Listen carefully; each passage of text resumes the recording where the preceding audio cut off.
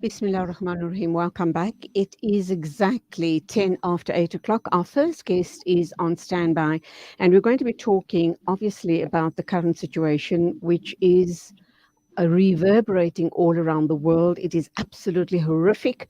And I don't think that the story is going to go off the front pages, not till perhaps a ceasefire is called. Our first guest is visiting professor at Wits Law School, Dr. Mia Swart. And we'll start this conversation by something she has said. Simply put, Dr. Mia Swart is saying it's not complicated. Only a ceasefire will save the children of Gaza. A very good morning to you. Welcome to the program. Dr. Swart. Good morning. Thank you.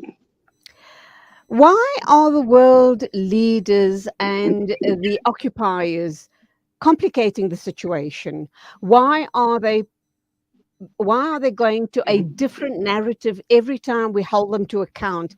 Every time we have discussions with people who are anti-Hamas and anti-Palestine, the suggestions are, for example, the bombings of hospitals, schools, churches, mosques, etc., is being done because they believe that Hamas are using those centers as their headquarters, very especially hospitals. It boggles the mind that in this day and age, people can actually put out a narrative like that.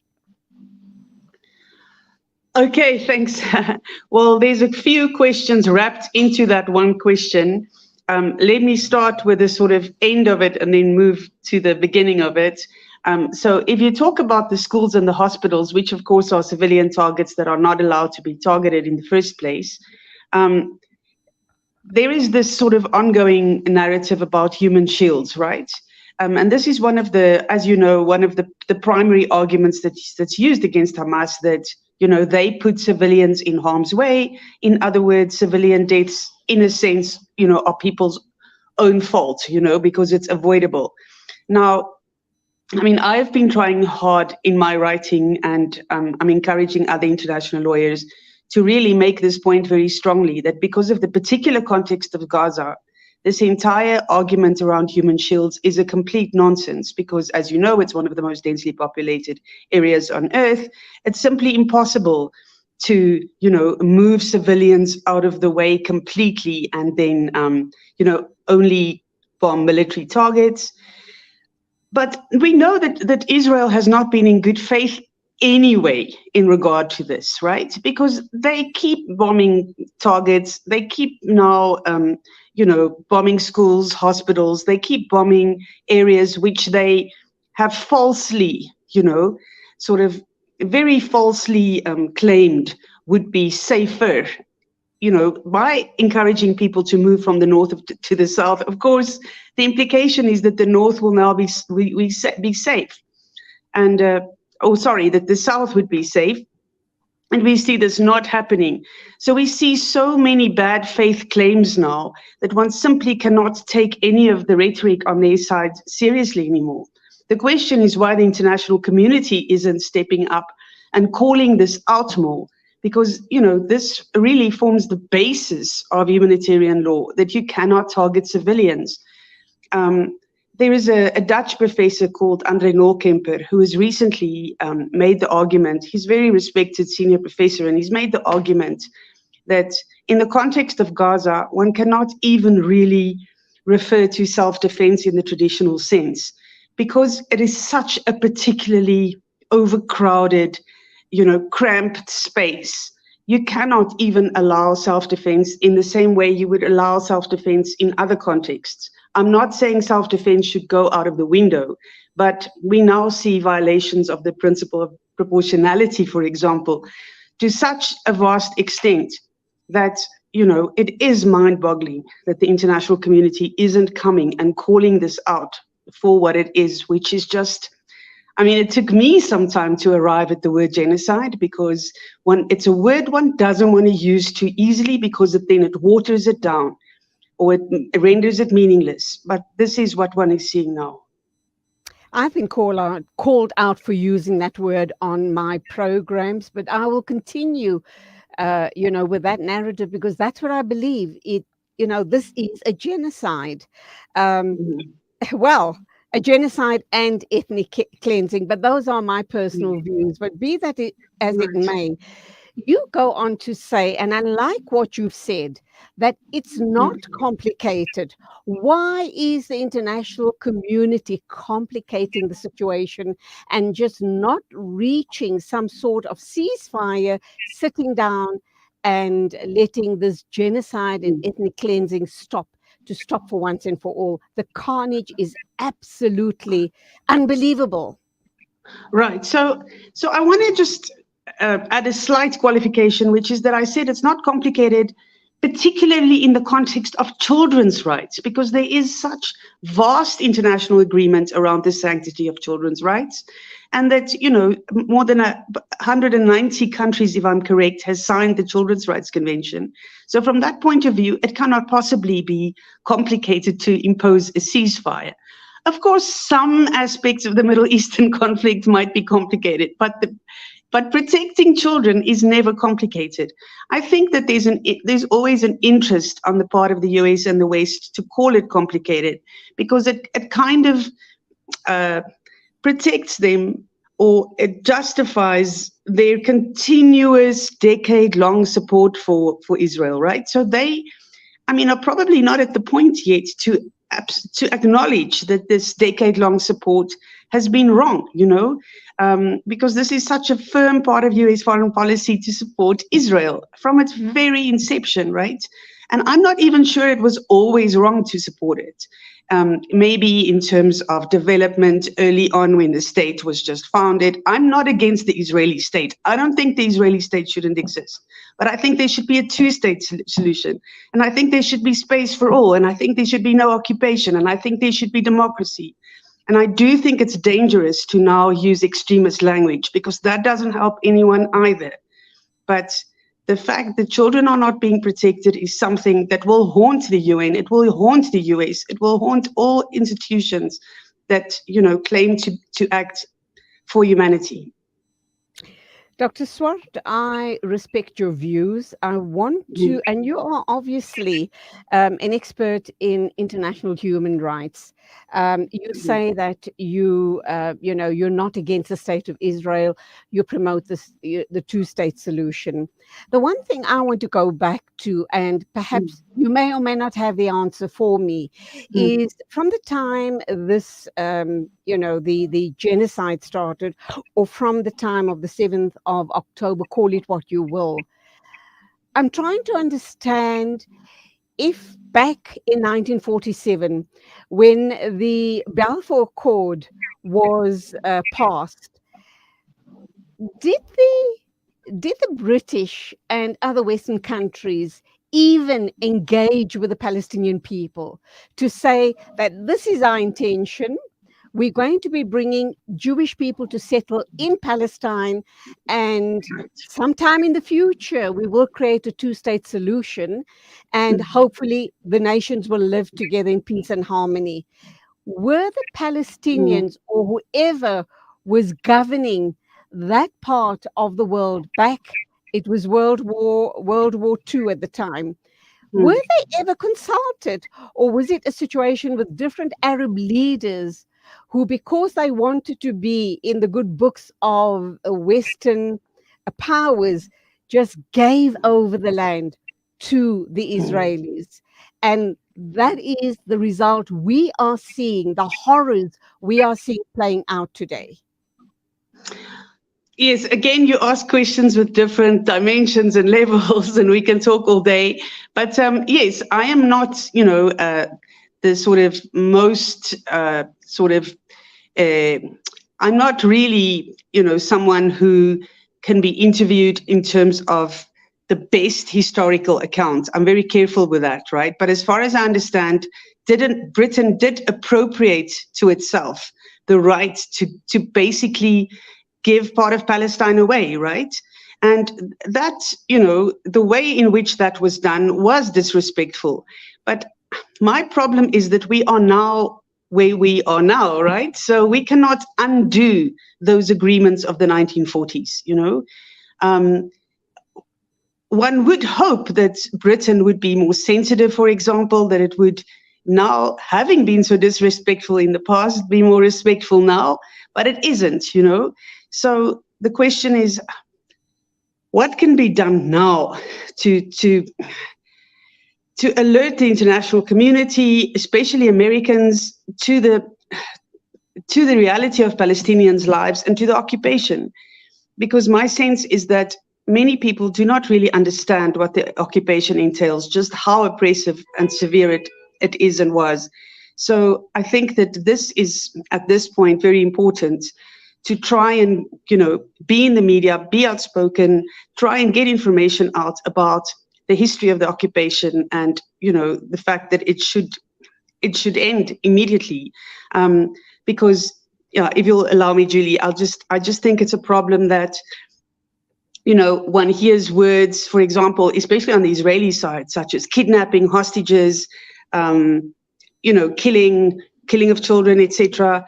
And I absolutely think it is terrible that that happened. I think that Hamas should never have done this. But my only but is that the word occupation doesn't sound so serious, you know, it doesn't evoke that same sense of shock. And that is what I feel strongly about, is that somehow it needs to be conveyed to the general public just how severe the human rights discrimination was throughout the occupation, because I think this is still not really penetrated into people's minds. Dr. Swart, I do know that you are an international expert as far as obviously human rights is concerned. I'm going to come back to that in a minute or two. I have put a few questions to you, which perhaps was a bit unfair because it's not your area of expertise, but just to add context to what we're discussing.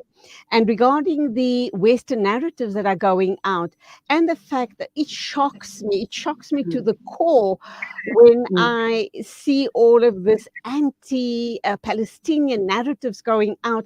And I kind of ask myself the question, have you guys not tried to read up the history onto why this is happening? Because in any area, South Africa is a typical example of years and years and years of oppression. Eventually, you are going to get pushback. And obviously, we know what the pushback was in South Africa, resulting in finally South Africa, you know, being where it is today. Thank goodness. And even when I make the comparisons to what I hear from my, you know, what I was hearing from the elders as I was growing up regarding apartheid, it's a drop in the ocean.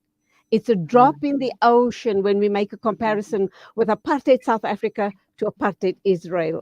You know, it's just unbelievable. I don't think any such atrocities, yes, atrocities were played out in South Africa on the Black people, but not at this level. Never, ever at this level. So I kind of wonder, why is the West not understanding and giving the history and the background to the people regarding the current situation in Palestine? Having said that, that's a very long statement that I have made. Going forward, I want to understand in your, you know, in your opinion, in your, you know, view as a lecturer in human rights, do you believe that we could see a ceasefire sooner rather than later? And what's going to happen going forward regarding people that are going to be charged with war crimes? So can I ask you to just ponder over that? I'm going for an ad break and I'll come back for you to respond, please. Okay. The dire humanitarian crisis unfolding in Gaza, accompanied by the genocide and carnage, Salam Media brings you world-renowned Norwegian physician and Palestine activist Dr. Mats Gilbert. I have to control my emotions and I have to be determined and turn my emotions into steadfastness, but most of all, to stand in practical solidarity with the Palestinian people in Gaza. Dr. Gilbert brings along over 15 years of experience working in Gaza's medical facilities, particularly during crisis times, especially with the Gaza Strip under a brutal, inhumane siege during this period. What we need now, the most important medical thing now, is to stop the bombing. It is to lift the brutal siege of Gaza, water for the people, food for the people, medical supplies for the hospitals immediately. For more information, contact Nadia Mir on 082 228 0303 or Yasira Suleiman on 082 728 6721. Ah, the kitchen, the heart of the home, where memories are made and celebrated. Our go-to place for those freshly stacked pancakes early in the morning or for that late-night snack munchies. We are in there together, cooking, eating, and celebrating life together. Let's keep the kitchen a place that is shared by everyone, where we build stronger bonds and grow together. Sunfoil, Now We Cooking. Visit nowwecooking.co.za for recipes that everyone can help make. For a deeper insight and a first-hand account of this humanitarian disaster, we invite you to join Dr. Gilbert on the Durban leg of the tour at the NMJ Hall on Friday, the 17th of October, 2023. Can you hear the screams from Shifa Hospital, from Al-Auda's Hospital? Can you hear the screams from innocent people? Entrance to the event is free and open to the public. Starting at 2:30 p.m., support the people of Gaza with a range of activities and food sales until the main event at 7 p.m. To all you listeners, all you friends, brothers and sisters in South Africa, with your knowledge of colonialism and apartheid and the deadly forces supporting this inhuman politics, we have to do more now. For more information, contact Nadia Mir on 082 228 0303 or Yasira Suleiman on 082 728 6721. There's no smell that takes me back to the comfort of my childhood than the smell of black seed oil being applied by my nanny. Now I'm using Tib black seed in my own home to soothe sniffles and coughs, to help with digestion and immunity, and of course, as part of my beauty routine. After all these years, I've come to appreciate the wisdom in finding comfort and shifa in trusted treatments like Tib black seed. You can find Tib black seed at all leading pharmacies or find out more at blackseed.co.za. Breaking stereotypes, moving boundaries, joining hands. Salam Media.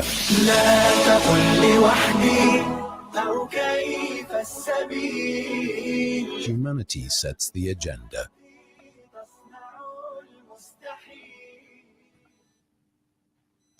Welcome back. My guest is Dr. Mia Swart.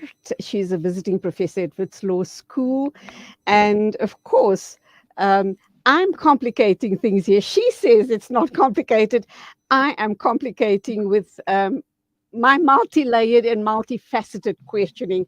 I do apologize for that, but that is my interviewing style. Thank you indeed for your patience on that. On that note, then, would you like to respond to my questions pre the ad break? No, all your questions are very good, Julie. So what I want to say is that in terms of war crimes, it is really the International Criminal Court that has to adjudicate this, right? It is first and foremost the International Criminal Court.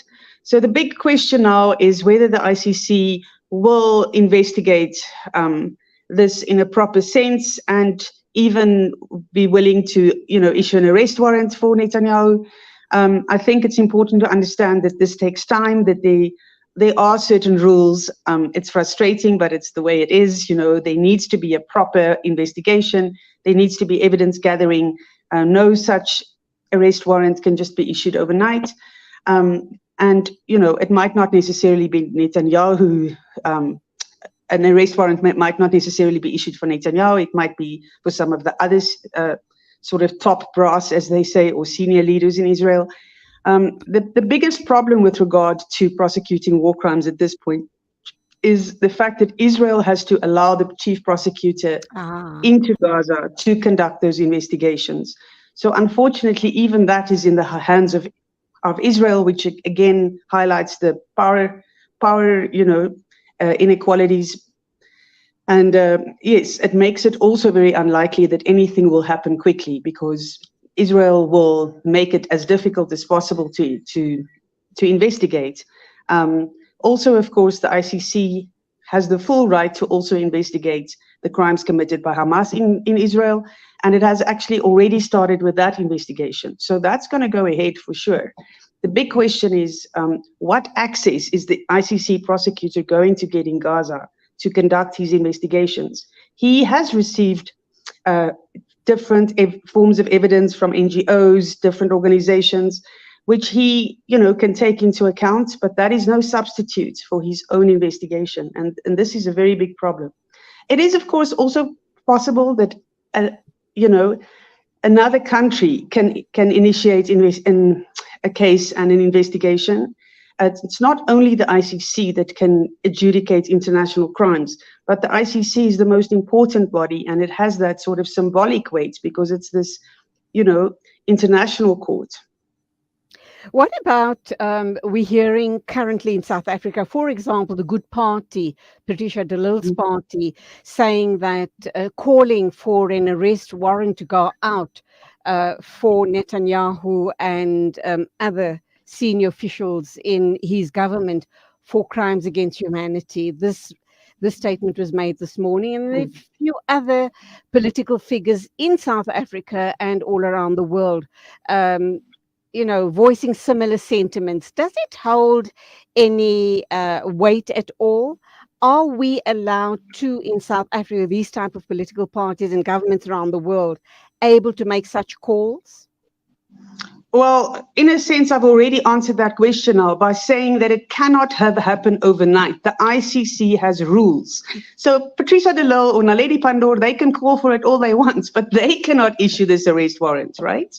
And they need to understand that law functions in a certain way. It doesn't. We don't want law to function only in the way that we personally want it to, because then it wouldn't be fair. There has to be certain procedures, right? So this cannot be expedited by any politician calling for it. We know that there's been an arrest warrant out for Putin for many, many months now. Nothing is happening. So the arrest warrant is also not the panacea. It might just be issued and it might take many, many, many years. We know al-Bashir was basically never arrested by the ICC. So too much weight is being put on that. And I think this is a good topic for my next op-ed to say that one has to look at alternatives. And I think diplomatic alternatives at this point is where it's at. Because the priority now is to get the ceasefire. And, this arrest warrant talk is just, it's a rhetorical device, and it shows people's anger. And of course, crimes have been committed, but the priority now is the ceasefire. And I think that South Africa should do all it can within its very limited, actually, power to try and promote a ceasefire. Dr. Swart, how hopeful are you? You say it's not complicated, but we know it's pretty complicated regarding this whole ceasefire. Whom do you believe should be calling out? And it almost seems as if even the American administration's, call for a ceasefire in recent days has fallen on deaf ears. Israel is going ahead relentlessly. Oops, we've lost Dr. Mia there. Let's see if we can reconnect with her. We do apologize for that. Not quite sure what happened, but please stay with us. We're going to go for a short break and see if we can reconnect. President Biden, Mr. Blinken, can you hear me? Prime ministers and presidents of the European countries, can you hear me? Salam Media brings you world-renowned Norwegian physician and Palestine activist Dr. Mats Gilbert. Can you hear the screams from Shifa Hospital, from Al-Auda's Hospital? Can you hear the screams from innocent people? For a deeper insight and a first-hand account of this humanitarian disaster, we invite you to join Dr. Gilbert on the Durban leg of the tour at the NMJ Hall on Friday, the 17th of October, 2023. Refugees sheltering, trying to find a safe place. being bombed by the Israeli attack forces inside the hospital. For more information, contact Nadia Mir on 082 228 0303 or Yasira Suleiman on 082 728 6721.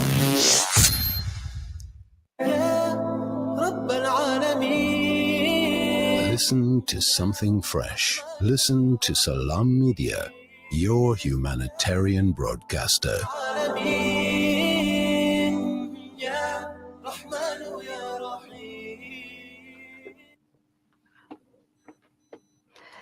Welcome back. It is exactly 8:35 a.m. News and views on Salam Media. Unfortunately, we seem to have lost Dr. Mia Swart, visiting professor at Wits Law School. Has to do probably with load shedding. So we're going to move on with our interviews. Hopefully we can get her back online at another time, not too far into the future. We are going to be talking with Amir Mohammed Khadimang, Amir of the Gauteng Muslim Shura Council. So please do stay with us.